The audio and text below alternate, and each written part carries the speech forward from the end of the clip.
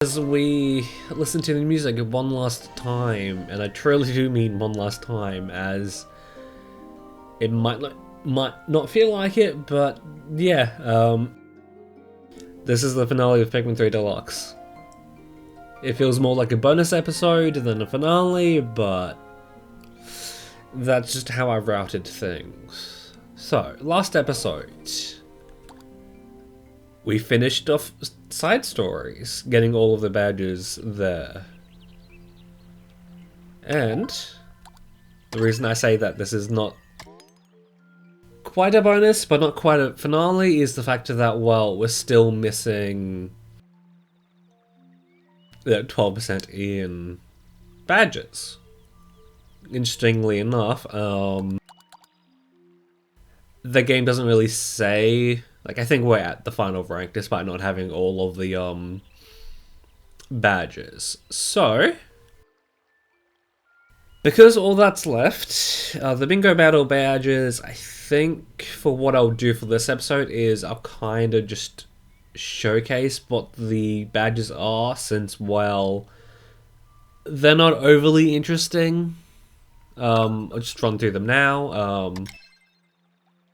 We have Gadget Master, use 10 types of items in bingo battle. Note, I don't know how many individual items there are, but I kind of get the feeling this is more so just use items. You'll get that one eventually.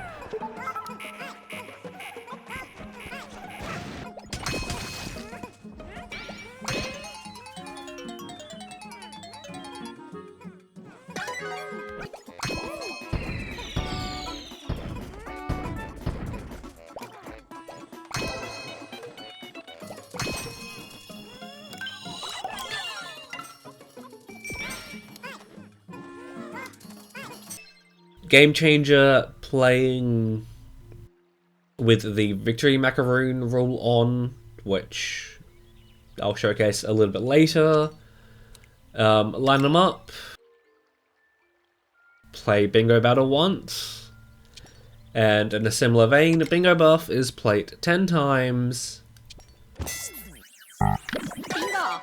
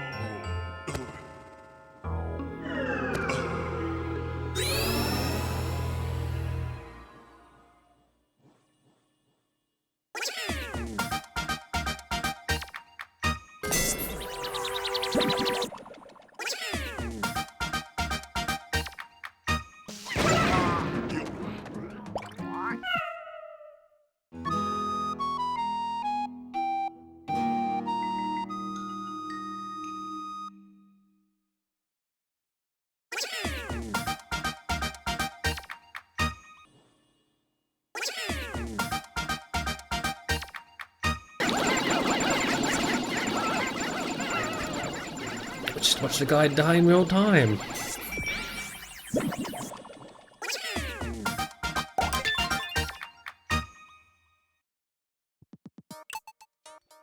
And similar but not quite the same is play on every stage of bingo battle. And there's 12 stages in bingo battle. I really feel like that these two should have been combined in some form, be it at least 10 of the stages, or play on at least 10 of the stages in bingo battle, or at least play the mode 12 times. Especially since, well, you have to unlock the stages for bingo battle. You aren't just given them for free. And the only badge I feel like is more of an achievement, which is being one space away from getting a bingo, on 2 columns of rows during one match. Which that can kind of happen accidentally. But yeah, since I'd love to say that I have 11 different guests to feature on side with me for this, but no, it's just me, myself, and I. Editing OTs couldn't make it due to the scheduling conflict, being from the future, you know? So yeah, and I think definitely needed to check this, but something I noticed that you could do in Bingo Battle, I'm not sure if you could do this in the other modes, is play with a singular Joy-Con. So, believe it or not, this is actually a thing you could do feasibly without having a secondary controller. You could just do this with the Joy-Cons out of the box. Okay, so yes, we have the 12 stages and the things. I'm not really going to go over the rules, but I'm gonna mention that I'm kind of surprised that there's like not more achievements for playing on the other rule sets, or like tweaking with the other rule sets. So yeah, I won't play with the Victory Macaroon on at the beginning.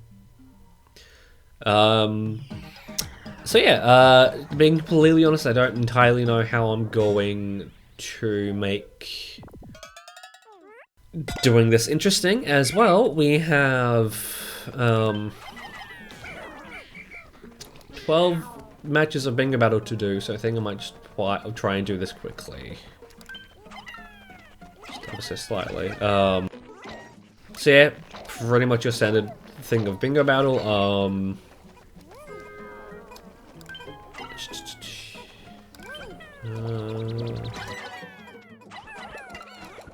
The thing of bingo, the items on your card are completely random. If you look at the screen, on both sides they are completely random.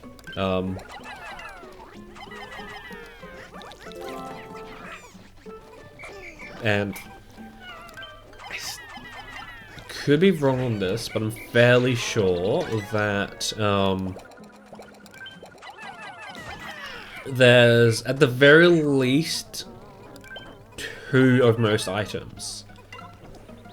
It's only going to be the more rare stuff like the treasures and even some of the enemies that are only 1 per match sort of thing. Like a good example of this, when I collected that marble, there was only 1 marble, Olama over there couldn't collect it, or can't collect the thing anymore.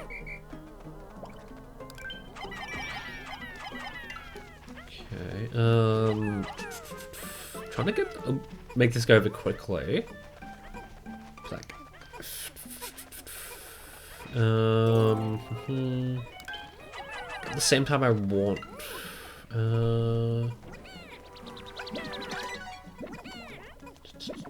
trying to think.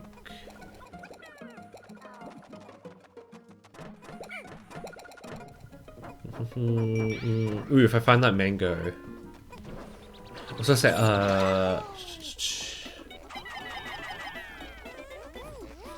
yeah. I didn't see that I was close to completing that column down there, so accidentally, as I said, we're gonna get Pincer.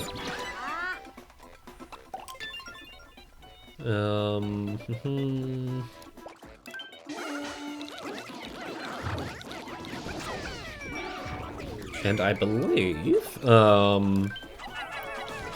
like in mission mode and in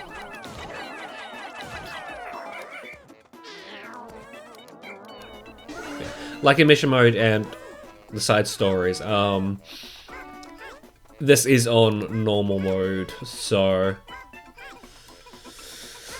unfortunately there's nothing you can really do about that. Also, I believe the types of items available on the types of items are completely standard up there, based on what stage you play, I should say. And that's what I was trying to get to. Since I do want to do this quickly, I think I might just quickly get. See, the number of Pikmin just says the amount you start off with.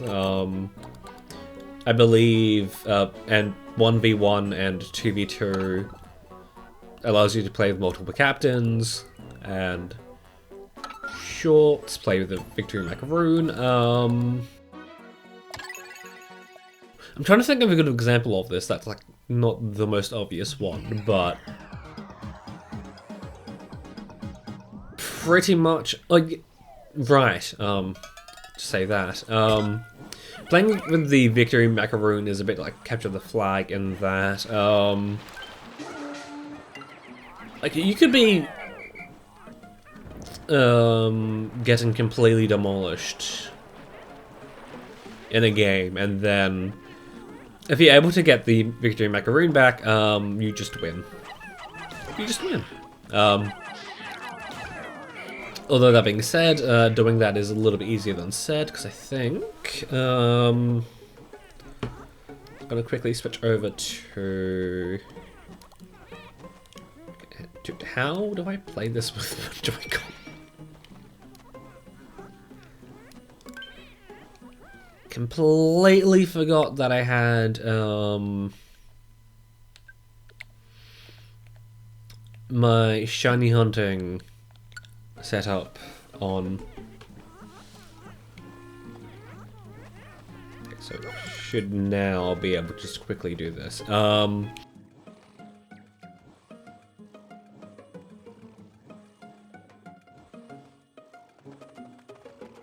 Something I will say is the reason I did kind of move Olimar's team away from their onion is because well, any Pikmin left idle will attack any rival Pikmin that comes near them, and they should be like at the base.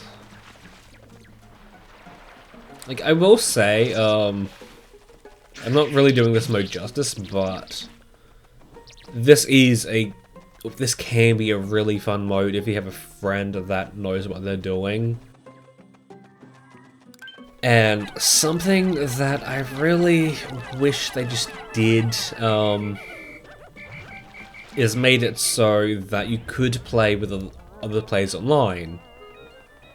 As well, it's entirely only local multiplayer, which is why I'm doing this the way I am.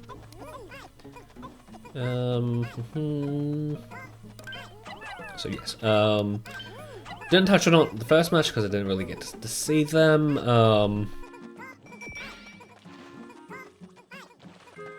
Is the fact that the way you go about using items is by collecting the cherries. And they can do a whole bunch of stuff. Okay, so right now, let's leave that there so we can use some items. Okay, we get 10 so we can grow some Pikmin. We have a bomb. And we have the teleport. We did not really want that to happen, but that's fine. We can kind of just do this.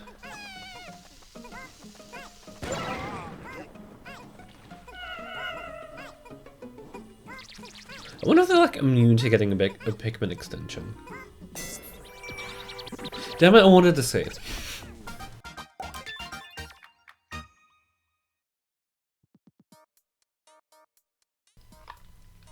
Okay, so we didn't need to when using the Victory Macaroon.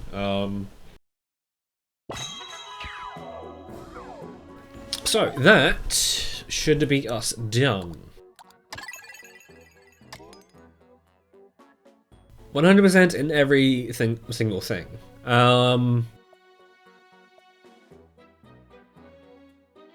So as this took shorter than I expected it would, and as I did kind of refer to this as like a bonus episode, I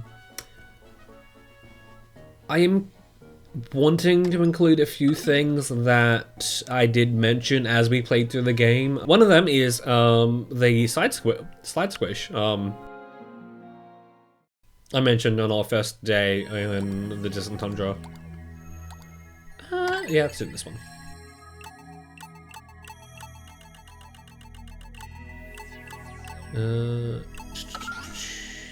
Yes. Only issue with that is, well, we will need to do the first part of day 3 over and over again until I get it right.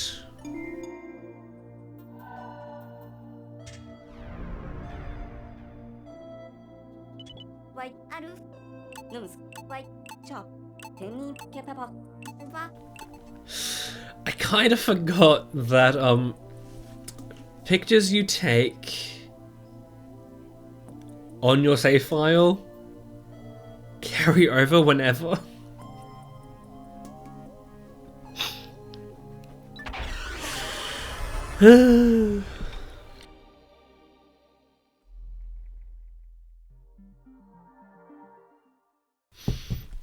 So look, our goal here is to have the yellows squish us as we go down the slide with the boulder.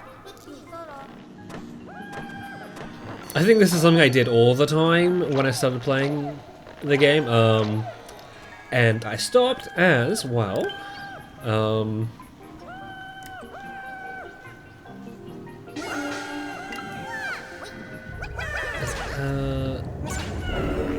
Okay. Not the same effect I wanted to have, but that's pretty good. Yes, as you saw in the cutscene there, the ball will crush your Pikmin. And you just lose your Pikmin, and I think the only limit is how close you are standing to it as it gets pushed, and how quickly your Pikmin go up to you.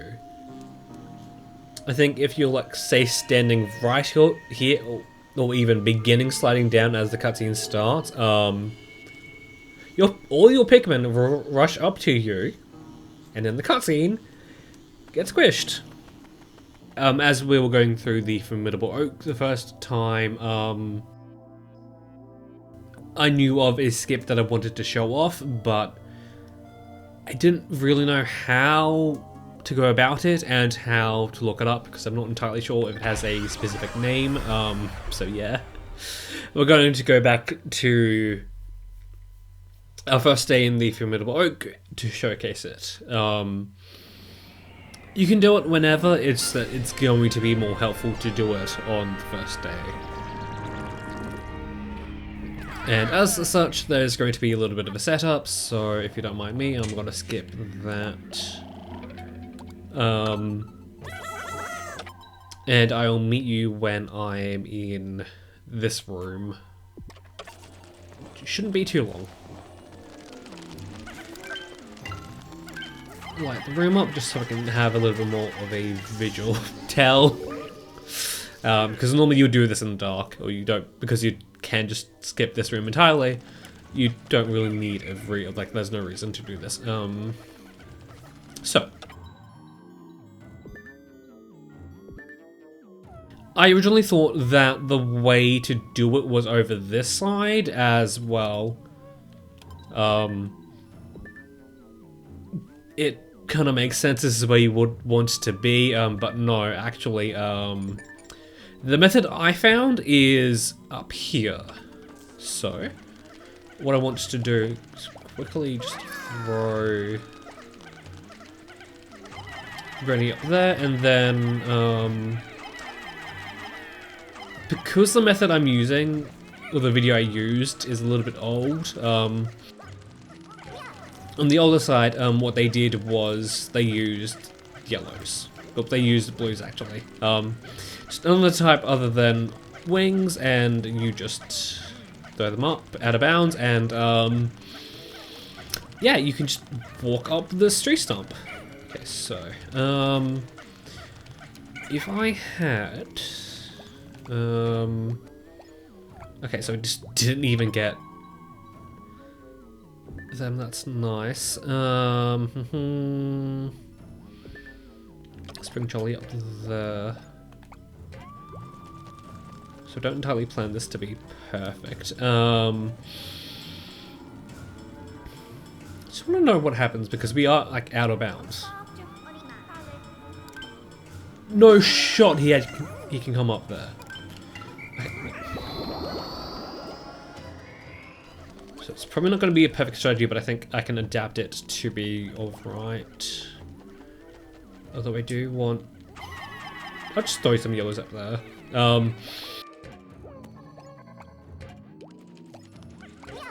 Like at this point I don't think I'm going to have it right, but yeah, this entire area I think, or like a lot of it is just totally walkable.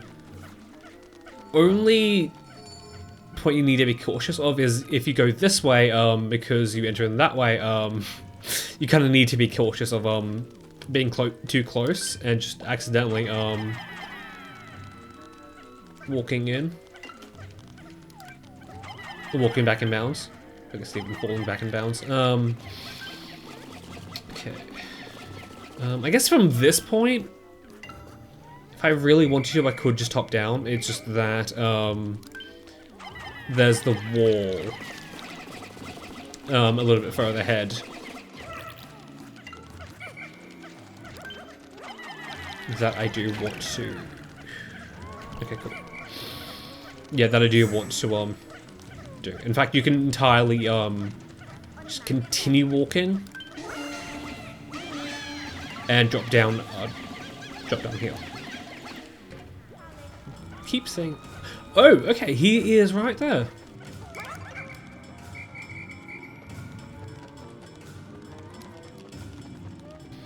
Like, it makes sense, but like I did not know that the water wraith took this way.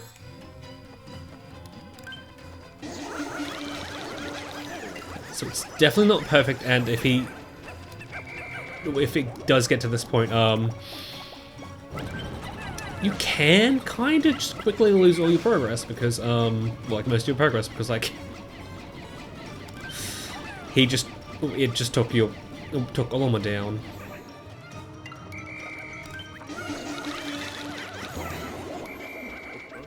Okay. So yeah, from here, it's just quickly go on that one. Okay, so my execution of it was not perfect. In fact, I almost kind of want to do it again, but for the sake of time and to keep this brief, I'm just gonna do it as is. Yeah. I'm not sure if it is a matter of the fact that the pathing was adjusted, because in the video that I watched, the speedrunner just walked right across. The Pikmin followed Brittany perfectly, so I'm not sure if it is a matter of the pathing being patched so that whenever the Pikmin kind of notice that they're out of bounds, they go straight back in, or the fact that it's a matter of you have to walk fast to kind of just keep the pathing up to date, like the pathing onto Brittany instead of just going back in bounds, or even if it's just a matter of you need to be in the right place. So yeah, but on that thing, a good adaptation if you do want to use this route, but can't get a perfect Pikmin pathing when you're up here, is throw some.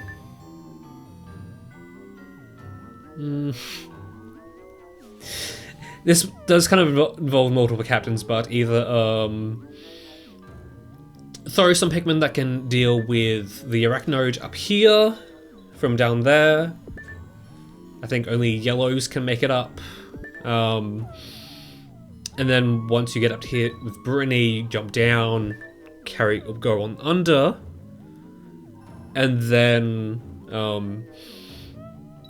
maybe just get some wings onto the clipboard from below, so you'd have to wait around for this, because the thing is, once Brittany is on this side, on this path,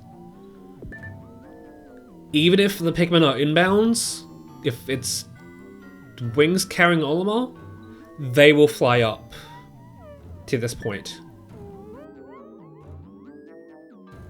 So that is a good upside. It's just that I'm fairly sure they will still take the normal path, so they will go like above this way, and they will run into the Arachnord web. So yeah, just be careful of that. And this is not even going to say, like, not even really and that's not even mentioning that there might be different ways of doing this, just bypassing this altogether. Something I didn't really touch on, but did use quite a few times. The Picklepedia, I believe, is new to Pikmin 3 Deluxe. I won't be going over all of the entries and reading them out, because every captain has a comment on it. Like, Alpha's more scientific, or like how to combat it. Brittany, I'm not really sure. Just her experience with it.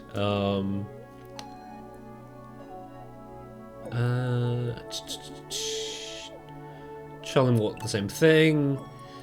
Louis, like in Pikmin 2, describes how you would eat it, if it is edible at all. And Olimar is more scientific. I believe the way that they unlock is for the Kopais. You unlock them whenever you get them. And I want to say Louis and Olimar are just beating the story mode, I want to say. So yeah, that is a thing I didn't really mention at all. So yeah, with that being said,